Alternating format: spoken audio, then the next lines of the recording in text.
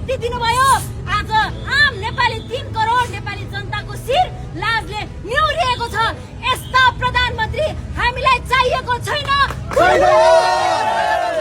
आज नेपालको सर्वोच्च निकाय, आज जनताले चुनेर पठाएको प्रतिनिधि, यो देशको प्रधानमन्त्री आज संसदको रोस्टरबाट उभिएर भारतको सीमा नेपालले मिचेको छ भन्दै गर्दाखेरि थोरै पनि उसको खुट्टा लरबराएन, थोरै पनि उसको हात लरबराएन।